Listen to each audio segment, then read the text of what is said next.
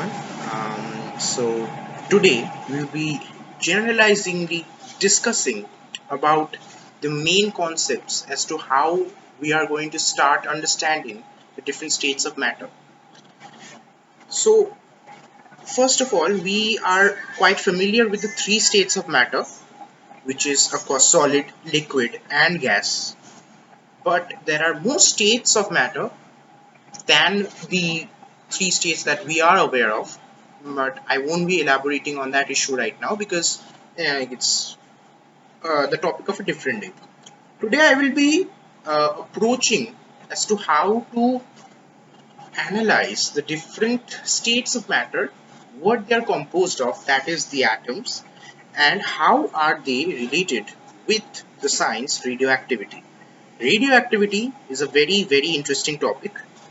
Like, I came to know about this topic just a few days ago, and I really liked the very concept of it. So we can discuss more elaborately on that issue, but right now I will be going step by step. So first of all, we need to understand, before understanding the basics of radioactivity, first of all we need to understand what is an atom. Atom is the smallest individual unit. Simple definition: atom is the smallest individual unit of a particular state of matter which can exist independently, which is true, it can exist independently, and it affects each and every state of that particular state of matter. Right? You know that it exists independently, it affects every state of that particular matter, and that it can be perceived by us, not just us as human beings, but all the other animals and other living creatures. It can be perceived, like the different senses can perceive that. That's atom. Atom is again sub, means it has a subdivision of three main component subunits, namely electrons, protons, and neutrons. Now, what are they? Electrons are negatively charged particles. They were first discovered by Sir J.J. Thomson, and the discovery of electrons actually was a great revelation, because it made us realize that there are even more particles which are even more smaller and finer than the atom itself, because we first used to think that atom is the smallest individual unit, but no, atom is not the smallest individual unit.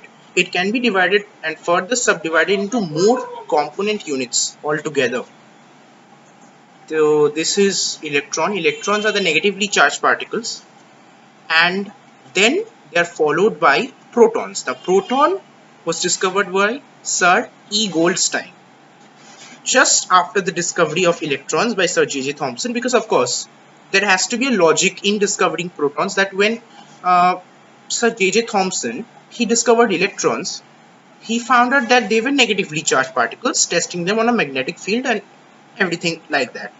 Similarly, there must be a positively charged particle which counteracts the negative charge of the electron so as to make the atom neutral, because we know the atoms are neutral, because had they been electrically charged, whatever we touch would have given us some kind of a current, right? That's not possible. They are neutral in that sense. So there must be some positively charged particles as well, which made Sir E. Goldstein research for it, and he found out the protons eventually. But then the discovery of the third particle, that is the neutron, was done by Sir James Chadwick in possibly the year 1930s or something like that. Sir James Chadwick discovered neutrons in a very strange way. Like, he first discovered that for a hydrogen atom, it consists of, means a normal hydrogen atom, it consists of just an electron, just a proton. I'm not going into the elaboration of isotopes right now. I will go step by step. I'm just saying, classifying it as normal hydrogen for now. So normal hydrogen has electrons just one electron and just one proton.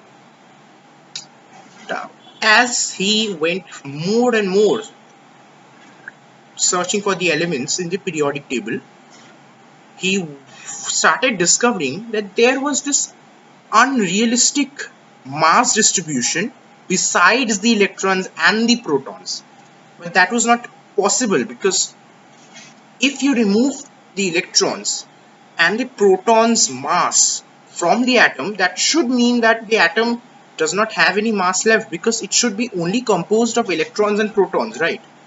But this atom still had some mass in it, which was strange in Sir James Chadwick's discovery. Then of course he bombarded a particular beryllium atom with some alpha particles. I'm going about that later on.